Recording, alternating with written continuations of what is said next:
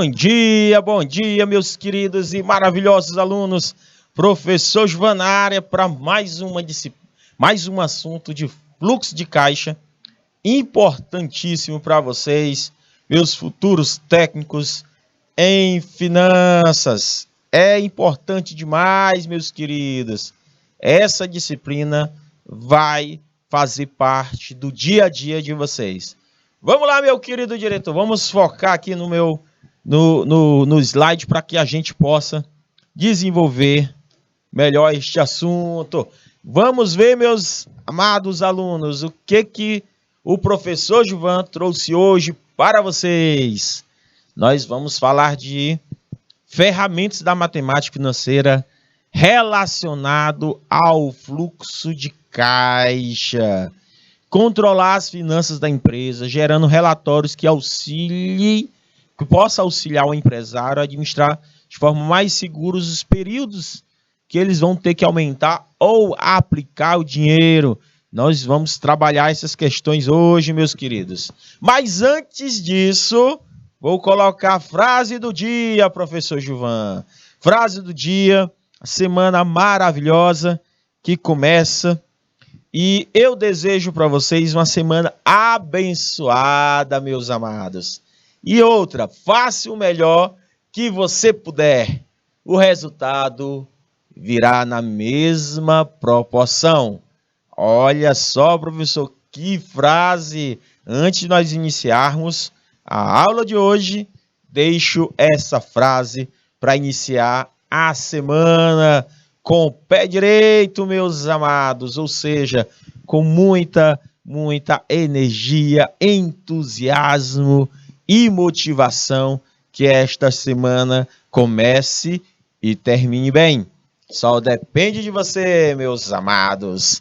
Vamos que vamos. Gente, fluxo de caixa ou demonstração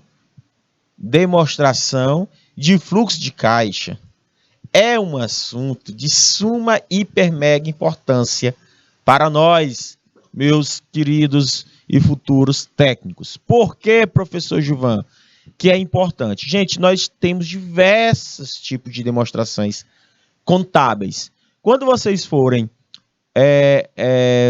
ter a disciplina de contabilidade geral, não sei se vocês estão tendo uma disciplina de contabilidade geral, vocês vão achar importantíssimo demais.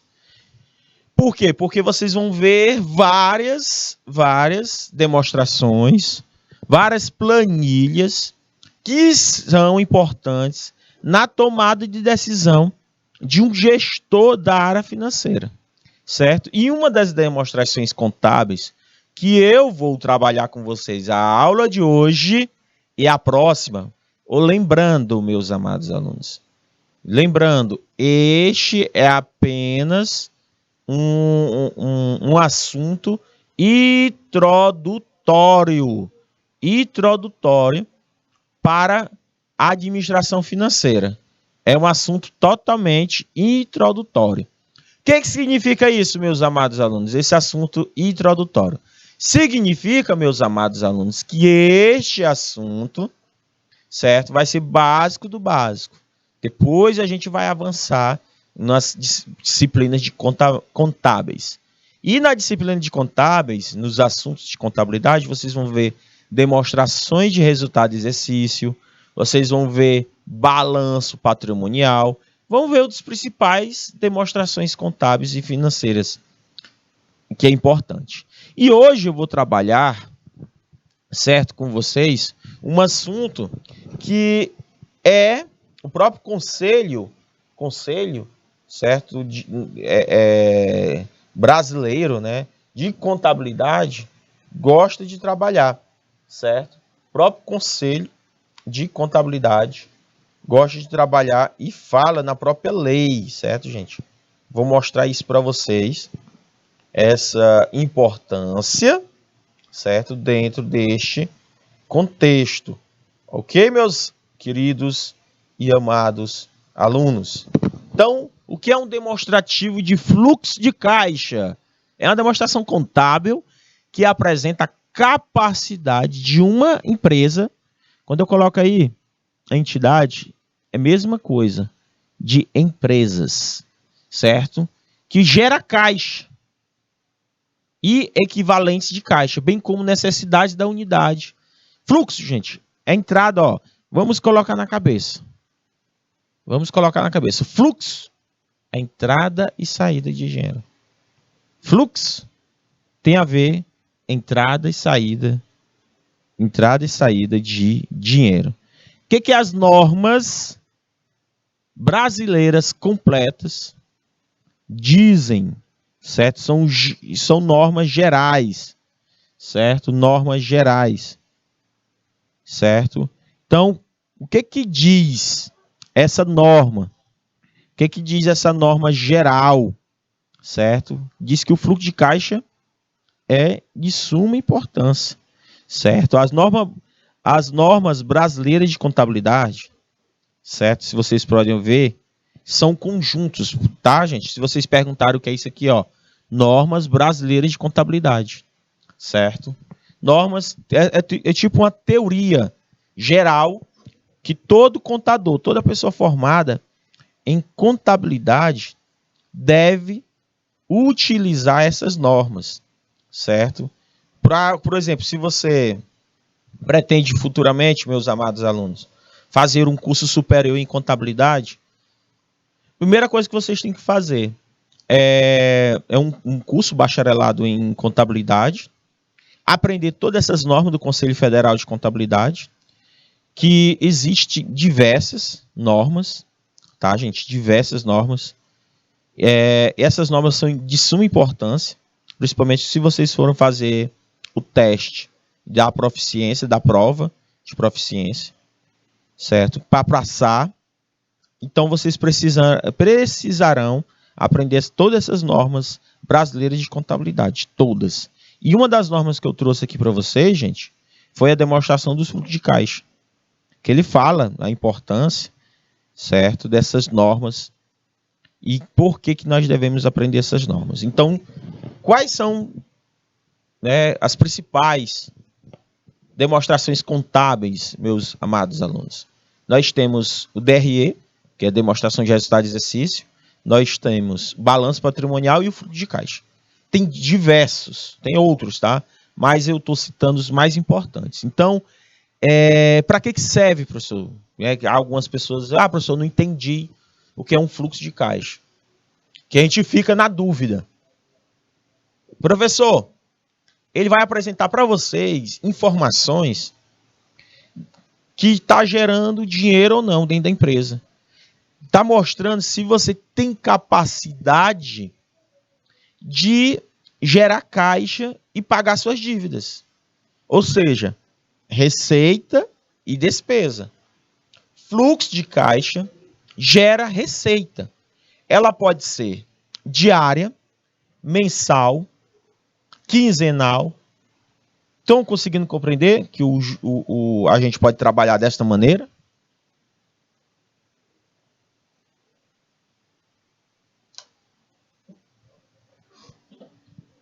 Então, a norma brasileira de contabilidade, ela diz isso, traduzindo em português para vocês sobre essas normas. Então, professor, o fluxo de caixa é o controle financeiro, que vai auxiliar todo empresário, toda empresa, todo gestor na tomada de decisões em relação à situação contábil. Como eu falei para vocês, eu tenho uma receita e tenho uma despesa, certo? Então, se no meu caixa entrou naquele mês R$800, porém, eu tive uma despesa, certo? Eu tive um saldo, gente, negativo, certo? De menos R$200. Isso está mostrando que o seu caixa, o seu fluxo de caixa está com uma situação financeira ruim, porque suas despesas estão sendo maior do que suas receitas. Então, como é que eu faço para aumentar esse fluxo de caixa para poder cobrir as minhas despesas? Porque nesse caso aqui que eu estou citando, um exemplo bem simples, vocês vão precisar de capital, de giro, vão pedir empréstimos, certo? Vão pedir empréstimo a curto prazo. Então, o que significa capital de giro? Significa que você tem despesas, certo?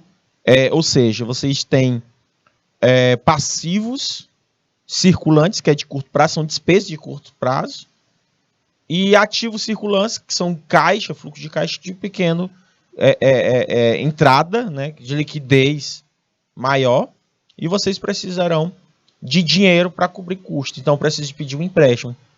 Esses empréstimos, como chamado de capital de giro, empréstimo para capital de giro. Algumas empresas, alguns bancos emprestam, como o Bradesco, Banco Santander, certo? Tem campanhas para empréstimo. Só que o problema, se você pede o dinheiro emprestado, compra mercadoria, a sua mercadoria fica empancada. Então, sua despesa aumenta. Então, o fluxo de caixa é um instrumento de gestão financeira, é importante. É usado para registrar a movimentação financeira, certo? Em determinado período de tempo, seja de uma instituição pública ou privada, certo? Eu coloquei o exemplo da igreja, mas tanto faz. Seja de uma instituição pública ou privada, não importa, certo? Então, nós temos aqui o saldo inicial do período, ou seja, eu abro o meu caixa, por exemplo, o supermercado Carvalho. Vamos entender aqui melhor. O supermercado Carvalho, ele abriu agora exatamente, vai abrir agora às 7h30 da manhã. Todos os caixas vão abrir com saldo inicial nos seus caixas de R$100. Eu não sei quanto é exatamente, mas só que eles têm que ter um saldo inicial trocados durante o dia. Eles precisam, que é para facilitar o troco. Então eles vão ter esse saldo de R$100 trocado. Eles iniciam o dia. Aí durante o dia vão ter entradas. Juntando com aqueles R$100, né, do saldo anterior. Aí, depois disso, que o patrão pega todo este saldo inicial, mas as entradas durante o dia, ele vai ver, certo? Se houve um fluxo de dinheiro muito bom, de entrada de dinheiro. Só que durante o dia acontece diversas despesas ou diversos pagamentos. Então houve saídas também. Mas se houve saída, qual foi o saldo final desse período? Agora, geralmente o fluxo de caixa para pagar conta, João Antônio, para pagar-se conta a questão de contas, geralmente é feito um fluxo mensal. Quando eu observo o meu fluxo diário, depois observo o meu fluxo mensal, para que vocês possam pagar funcionário, água, luz, tributos. Aí o que sobra, aí vai ser a tua folga financeira. Se sobrar, significa que tu vai ter uma determinada folga financeira. Então o saldo final do período foi positivo, então tu está indo no bom fluxo. Se durante muito tempo seu fluxo de dinheiro não for muito bom, não conseguir cobrir as suas despesas, você vai fechar as portas por pouco tempo. É o que acontece em algumas instituições, em algumas lojas aqui em Teresina. Se você dá uma olhada aí nos shoppings, algumas lojas fechando as portas. Por quê? Porque gestão financeira, meu querido. Gestão financeira.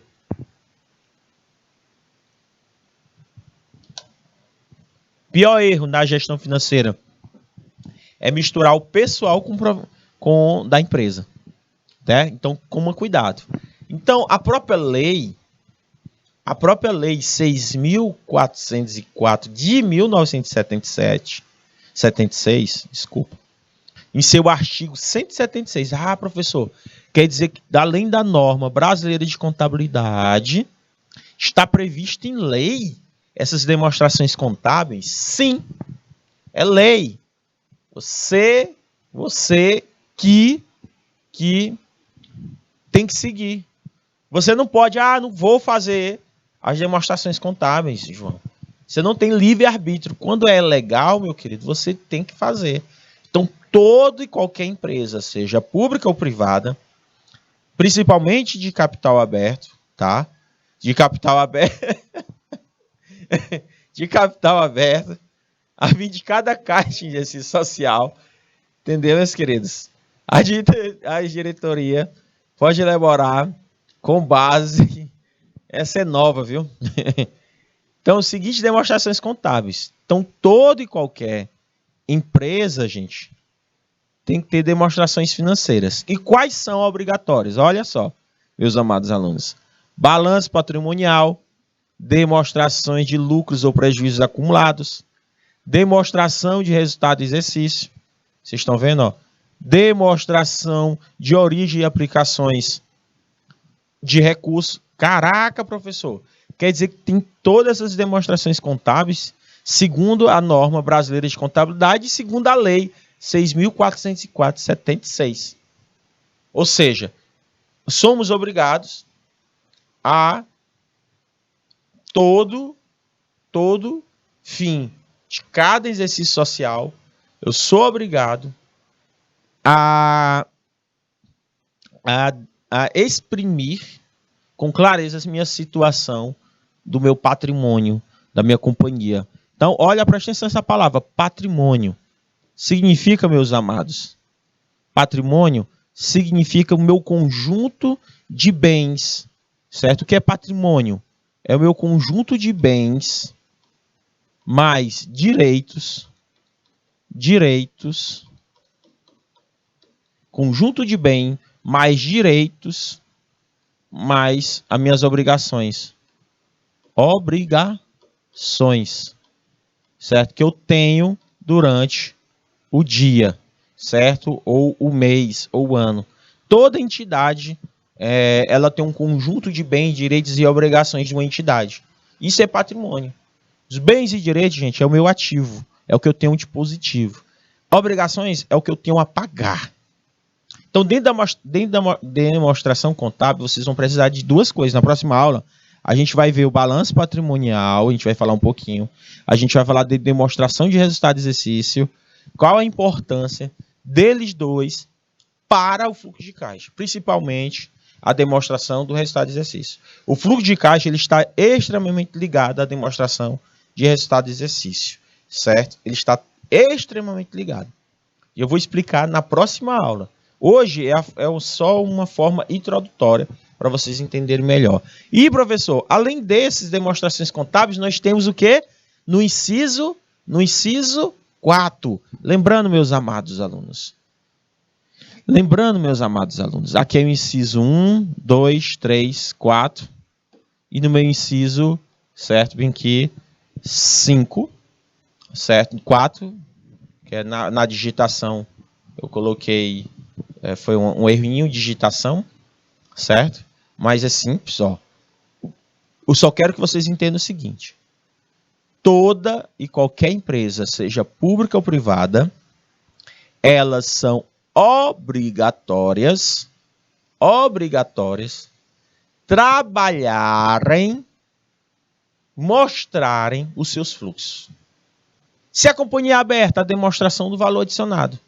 Então, as demonstrações, elas são complementadas por nota explicativa e outros quadros analíticos. Então, as demonstrações contábeis, elas são necessárias para mostrar a situação.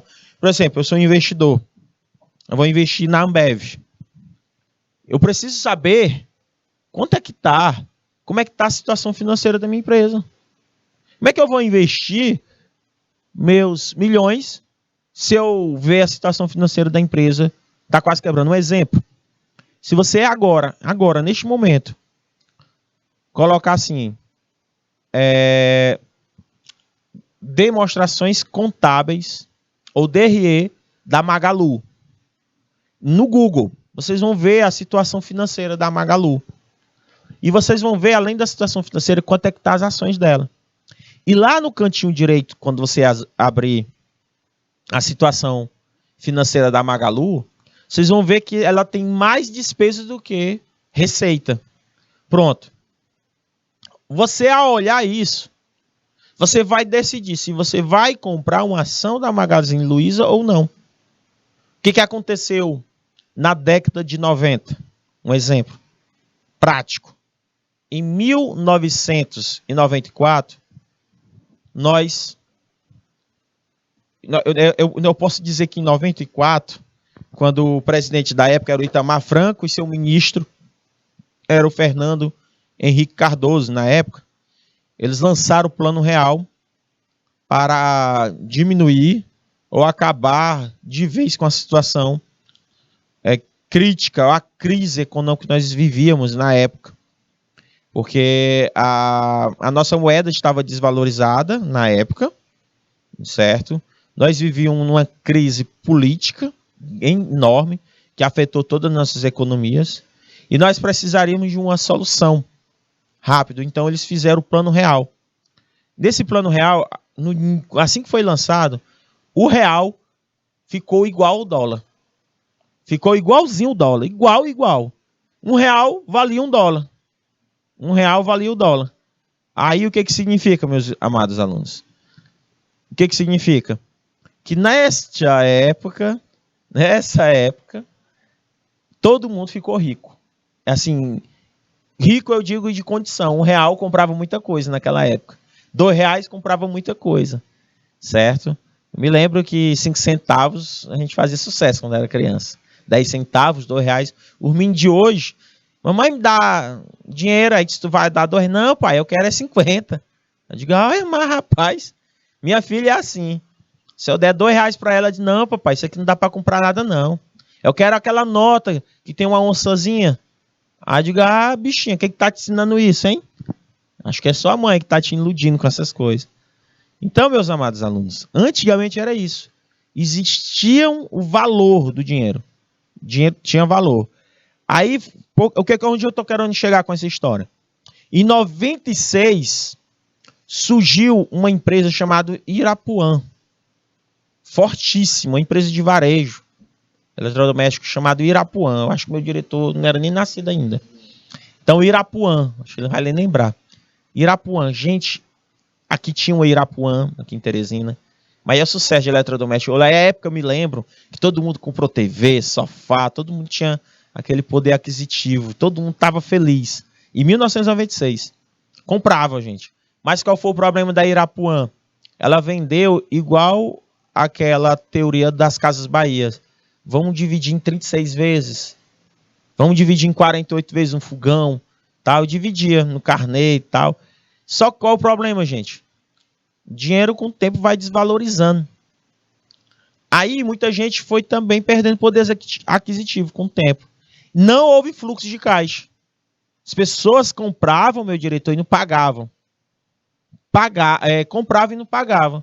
O que a companhia teve? O valor dela, gente, das demonstrações contábeis, se vocês fossem olhar na época, tinha mais despesa do que receita. Como é que eu vou pagar fornecedor?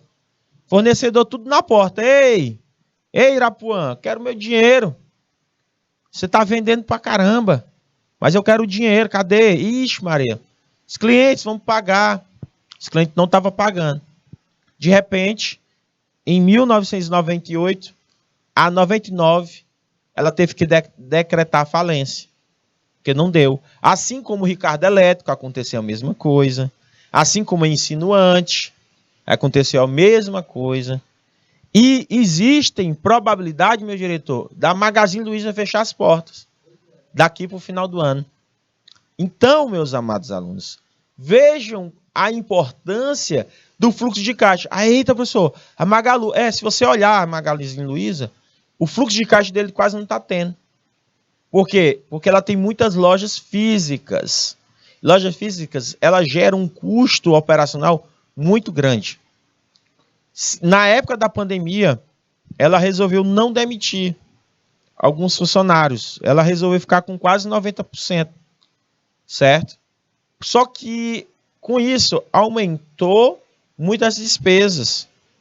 Se ela tivesse investido 100% em online, né, no mercado online, no e-commerce, eu tinha certeza que ela não estava vivenciando. Poderia, né, gente? Isso aí é uma probabilidade. Porque eu garanto para vocês que esta crise pode atingir uma pequena empresa ou uma grande empresa. Mas tem que saber gerir esse fluxo. Então, gente, o patrimônio líquido é importante. O balanço é importante. Toda e qualquer empresa tem que fazer, demonstrar esse dinheiro. Principalmente companhias que ganham acima de 2 milhões de reais. Professor, se as companhias, ou seja, se as empresas ganharem menos de 2 milhões de reais, elas não são obrigadas a publicar demonstração de fluxo de caixa. De acordo com a lei 11.638. Elas só são obrigadas a publicar a demonstração de resultado de exercício e essas outras demonstrações, que é patrimônio, balanço patrimonial, demonstração de lucros e prejuízos, demonstrações das origens e aplicações de recursos, demonstrações de resultado de exercício. Porém, elas não são obrigadas a publicar se elas tiverem um balanço inferior de 2 milhões de reais. Ok, meus amados? Então, o Conselho Federal de Contabilidade, por meio da resolução número 1185 de 2009, aprova a norma brasileira de contabilidade, que apresenta demonstrações contábeis e nela aparece como obrigatória. Opa, professor. Peraí. A lei, ela diz que não é obrigatória. Em 2007. Só que em 2009 foi publicada a nova resolução do Conselho Federal de Contabilidade. O Conselho Federal de Contabilidade diz o seguinte, gente, toda e qualquer empresa ela deve ter um conjunto de demonstrações contábeis publicadas. Olha, meus queridos de Nova Santa Rita. Quais são... Olha o que vocês vão aprender em contabilidade geral. Vocês são obrigados. Todo técnico tem que aprender contabilidade. Todo técnico em finanças, técnico em contabilidade, técnico em administração, certo? Todo empreendedor, certo? Até os leigos, professor. Sim.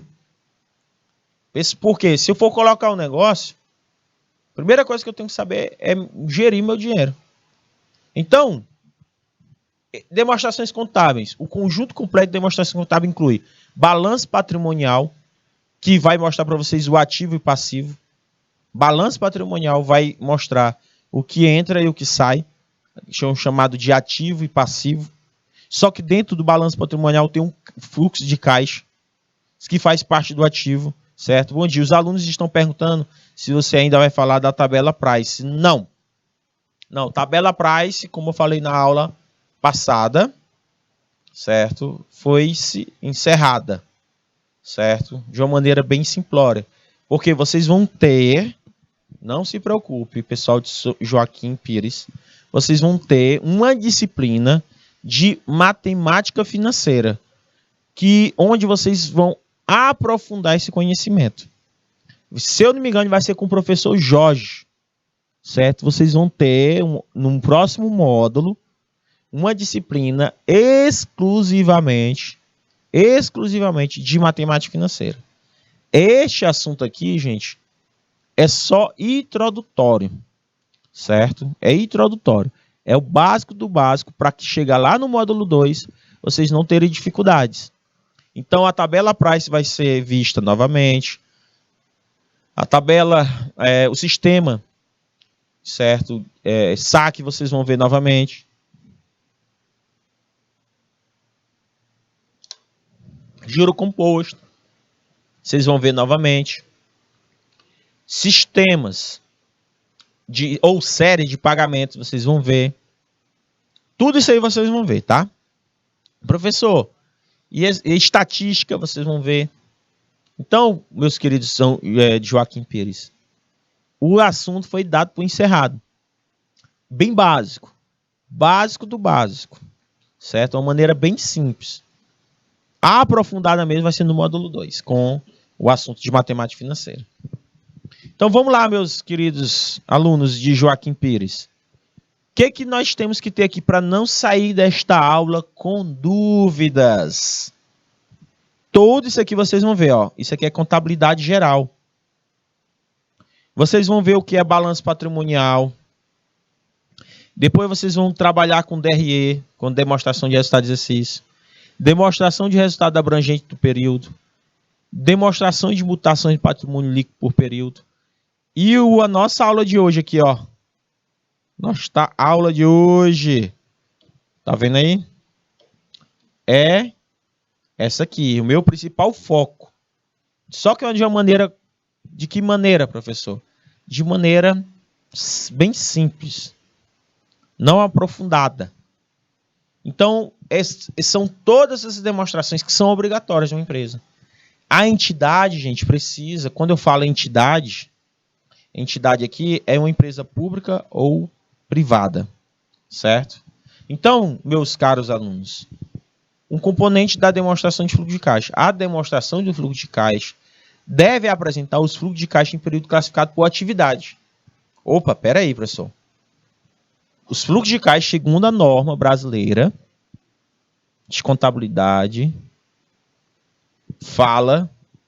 norma brasileira de contabilidade, fala que a demonstração de fluxos de caixa,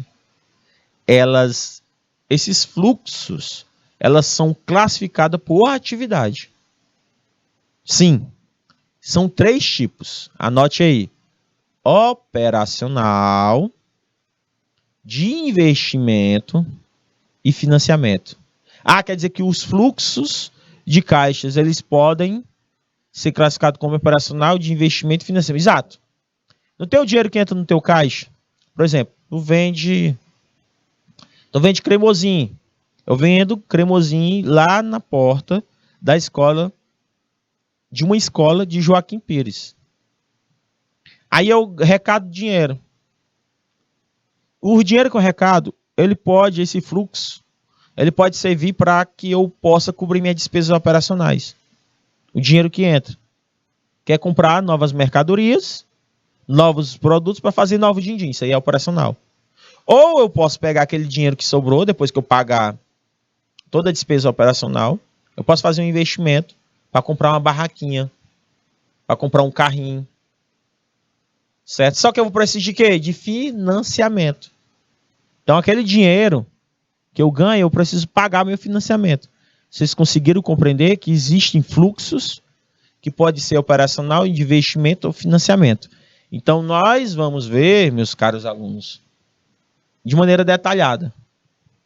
Atividades operacionais, vejam só, que tolice nós dois brigarmos tanto assim. Atividades operacionais, o que significa? Montante dos fluxos de caixas, que são de onde? Das atividades operacionais. É um indicador-chave da extensão pelo qual as operações desta empresa têm gerado o quê? Suficiente fluxo de caixa. Para quê? Eu preciso, dentro do meu dia a dia, amortizar empréstimos. Lembra da tabela Price e SAC? Pois vocês precisarão de fluxo para pagar aquelas parcelas. Ou seja, amortizar.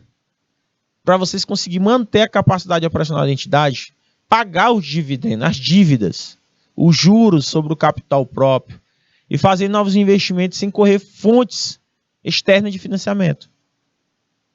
Porque o que quebra a gente é a gente ter mais despesa do que receita.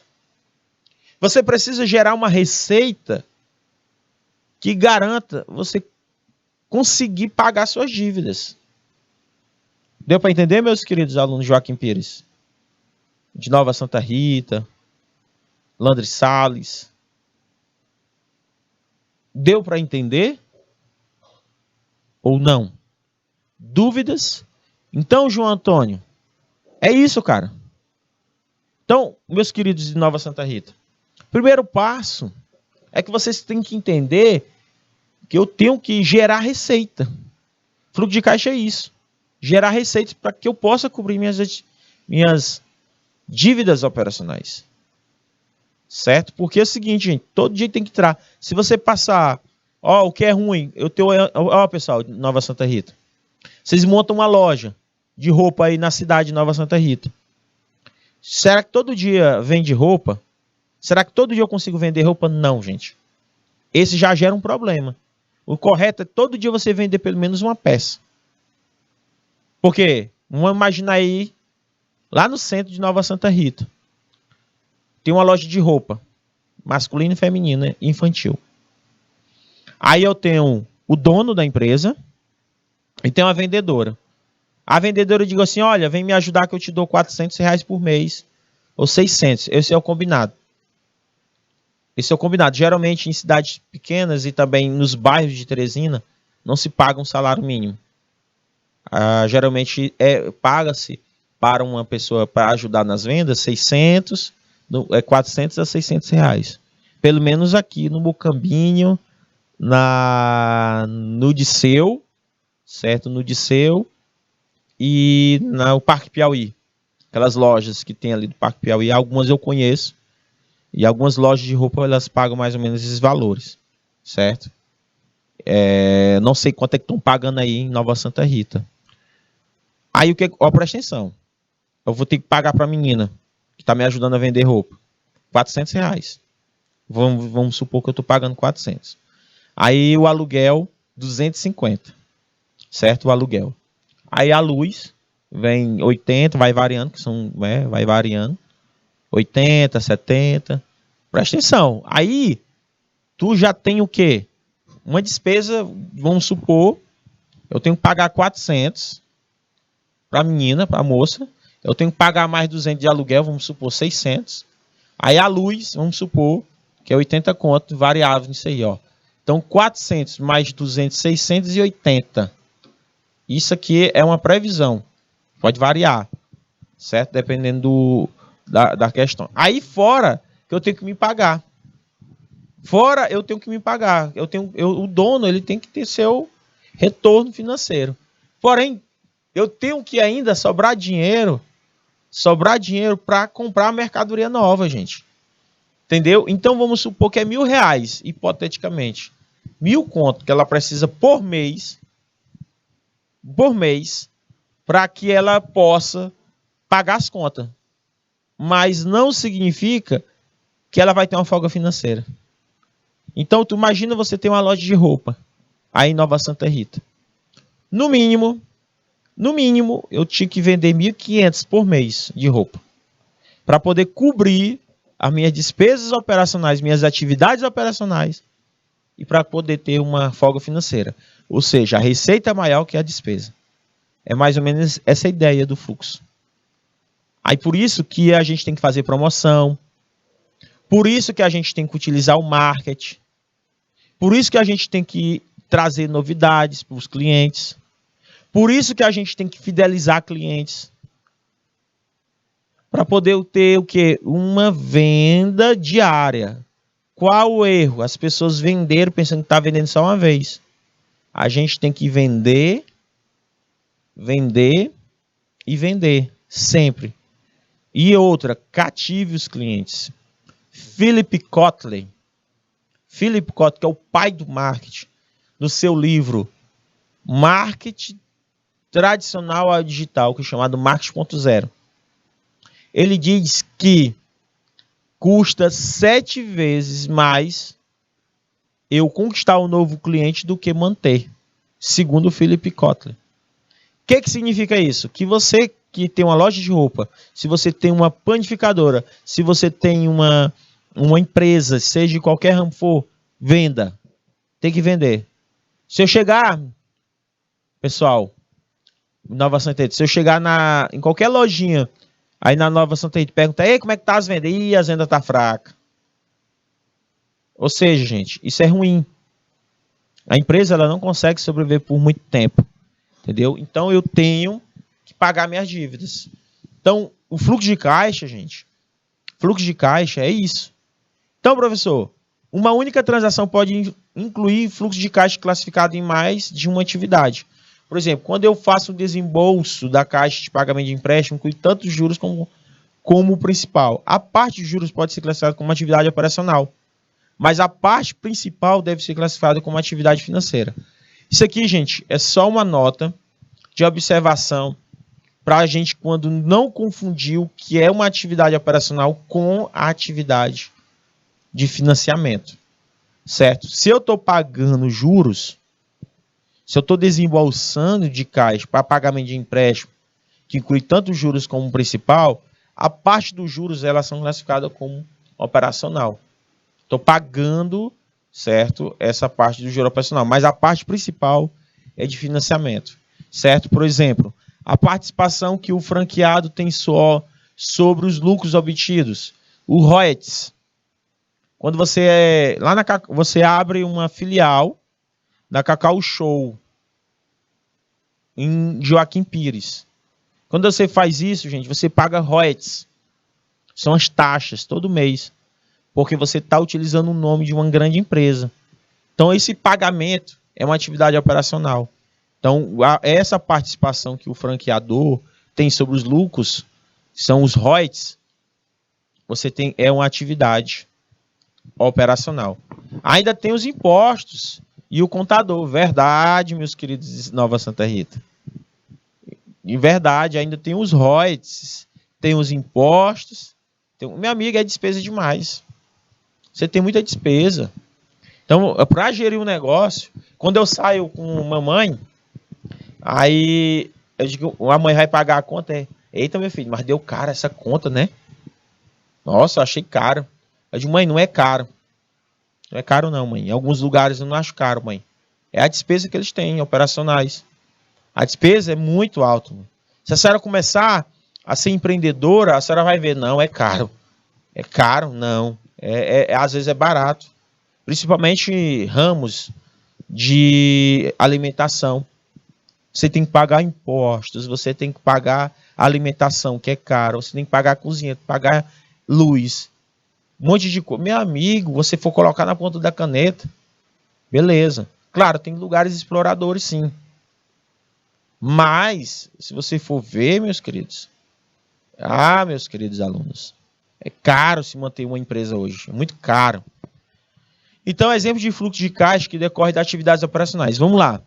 Professor, quais são os exemplos? Nós temos recebimentos de caixa pela venda de mercadorias, pela prestação. Tudo que envolve venda de mercadoria é atividades operacionais. Recebimentos de caixas decorrentes do royalties, honorários, comissões, outras receitas. Tá vendo? Você tem pagamentos de caixa a fornecedores, o pagamento de caixa a fornecedores de mercadorias e serviços. Você vai pagar o fornecedor. É uma atividade operacional. Pagamento de caixa a empregados por conta dos empregados. Você tem que pagar funcionário. É uma atividade operacional. Recebimento e pagamento de caixa por seguradora de prêmios. Quando você paga seguro ou recebe algum tipo de seguro. É um fluxo. Tem a ver com a atividade operacional.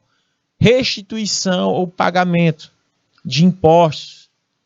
Certo? Tudo que envolve imposto. Você restitui ou paga. Especialmente identificado com atividade de financiamento ou investimento. É uma atividade operacional. Recebimento e pagamento de contratos, mantido por negociação imediata, disponível na venda futura. Gente, tudo que entra e sai tem a ver com atividade operacional, que é o coração da empresa. Coração da empresa, não sei se vocês viram colocando um coraçãozinho nesse slide, ó. Todo esse coração significa que a gestão financeira é o coração da empresa. Se você comparar, pessoal, de Nova Santa Rita, seu coração agora. Seu coração é um órgão responsável pelo ele bombeia o sangue para o seu corpo. Então, dentro da gestão financeira, é a mesma coisa. A gestão financeira faz com que toda a estrutura da empresa ela sobreviva. Ela precisa estar em movimento. Então, da mesma forma, é o teu coração. Ela precisa estar bombeando sangue. Da mesma forma, dinheiro. Vamos imaginar que o sangue é dinheiro. Ela precisa estar bombeando esse sangue, ou seja, esse dinheiro dentro das atividades. Agora nós temos a atividade de investimento. Meus queridos alunos, quando você faz aquisição e a venda de ativos de longo prazo ou de outros investimentos não incluídos nos equivalentes de caixa, significa que é atividade de investimento. Certo? Por exemplo, se você vende um ativo a longo prazo, por exemplo, eu vendo um carro, 48 parcelas de 1.560. Todo mêsinho você vai ter, nesse longo prazo, 1.500, certo? Vai ter 1.500, vai gerar um grande fluxo de caixa, certo? Aí o que você faz? Você vai ter que investir. Você tem que investir mais e mais, certo? Você vai fazer pagamento para aquisição de ativo. Quando eu coloco aqui, meus queridos, ativos imobilizados, esses são imóveis. Ou quando você coloca aqui em marcas, intangíveis. Marca, quando eu invisto em marca e outro ativo de longo prazo, você vai gerar caixa. Recebimento de caixa resultante da venda de ativos imobilizados, que é imóveis. Ativos imobilizados são imóveis. Intangíveis são bens que eu não vejo, mas ele tem um valor danado, como por exemplo Nike, a marca Coca-Cola. Outros ativos de longo prazo. Tudo que envolve a longo prazo são atividades de investimento. Adiantamentos em caixas e empréstimos feitos a terceiros, certo? Por exemplo, tu fez um empréstimo a terceiros e esses caras estão fazendo adiantamento de pagamento feito para essa instituição. Também é atividade de investimento. Recebimento de caixa pela liquidação de adiantamentos, amortização de empréstimos concedido a terceiros, exceto aqueles adiantamentos em empréstimos de instituição financeira. O que significa? Quando as pessoas estão... Se tu empresta dinheiro e tu emprestou dinheiro ou vendeu algum bem e algumas pessoas estão lhe pagando devido a esse financiamento, significa que você vai pegar esse dinheiro e fazer investimento.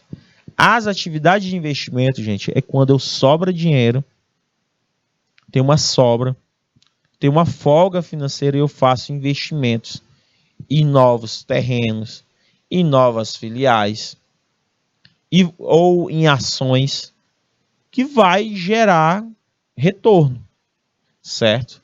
Então, quando eu digo aquisição e venda de ativos de longo prazo e de outros investimentos não incluídos nos equivalentes de caixa, que é do diário, são chamados de atividades de investimentos, certo? Tudo que é atividade de investimento, quando eu quero investir. Já de financiamento, não. Aí, de financiamento eu pego capital de terceiros ou próprio. Capital de terceiro ou próprio. Capital de terceiro eu peço dinheiro emprestado. Capital próprio é gerado pelo próprio caixa. Pelo próprio caixa. Entendeu? Então, o capital próprio, que é o mais ideal, a empresa utilize bastante o capital próprio, meus amados, fazendo com que esse capital próprio pague, financie, certo, as atividades. Então, o que são fluxos de caixa advindos da atividade de financiamento? Emissão de ações ou outros instrumentos patrimoniais, pagamentos em caixas a investidores para adquirir e resgatar ações, caixa recebido pela emissão de debêntures, empréstimos, notas promissórias, outros títulos de vidas, hipotecas, empréstimo de curto e longo prazo. A amortização, ó o nosso assunto lá, ó, de empréstimos e financiamento, são atividades. Se eu fiz um empréstimo, estou pagando ou amortizando, são atividades de financiamento. Pagamentos pelo caixa, pelo arrendatário, pela redução de passivo. Gente, tem aí tudo, ó. Pagamento de empréstimos, notas promissórias, título de dívida. Isso aí que eu financiei algo. Fiz o financiamento. Então, isso são fluxos de caixas que eu tenho que guardar para poder pagar os meus financiamentos. Então, meus queridos alunos, existem metodologias para a elaboração desse fluxo de caixa. Existe o método direto, na próxima aula a gente vai ver o que é método direto e método indireto para elaborar o teu fluxo de caixa. Segundo, o qual os principais classes de recebimentos brutos e pagamentos são divulgados. Tudo que é pago e bruto, não líquido. Qual a diferença, tá, pessoal de Nova Santa Rita? Tu recebe um salário de R$ 1.500, isso é teu bruto. Só com desconto do INSS, desconto de outras coisas, tu vai receber 1.250. Então, você vai receber o teu líquido. O método direto é quando só tem um bruto. São divulgados de maneira bruta os valores, as entradas, sem o desconto. Sem o desconto das suas despesas. Isso é um método direto. Certo? Você vai demonstrar recebimento bruto e pagamentos brutos são divulgados. Agora, pessoal, quando tem desconto, é método indireto.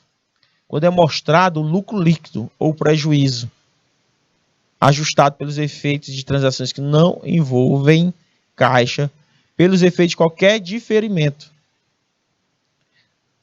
pelos efeitos do item da receita e despesa, fluxo de caixa das atividades de investimento ou financiamento. Significa o quê? Se você tem uma determinada quantia de dinheiro para receber, mais desconta o imposto, desconta do contador, desconta pagamento de funcionário, isso é um método direto. Indireto. Certo? Indireto. O método direto já é bruto.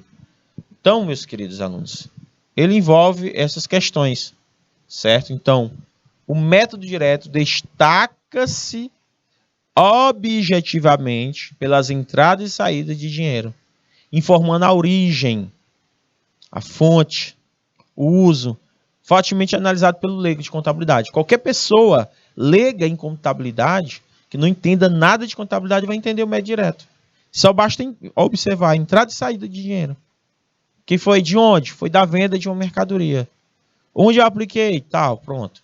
Já o indireto tem a ver com lucro líquido. Lucro líquido. Certo? Lucro líquido. Que aonde é que eu vou ver, professor? Dentro da demonstração de resultado em exercício. Dentro da demonstração de resultado em exercício. A diferença de um a outro, ó, veja só. Veja só, o fluxo de caixa operacional e fluxo de caixa operacional. Modo direto e modo indireto. Observe que o modo direto, bem simples. Recebimento de receita, vendi uma mercadoria por R$100. R$100. Aí pagamento da mercadoria vendida, certo? Custo da mercadoria vendida, eu comprei por 50 conto. Quando eu paguei, pagamento de despesas operacionais, R$20. R$10. Ó, 10. Pagamento do imposto de renda, 5 conto, vamos supor. Ó, saiu 65. Saiu 65.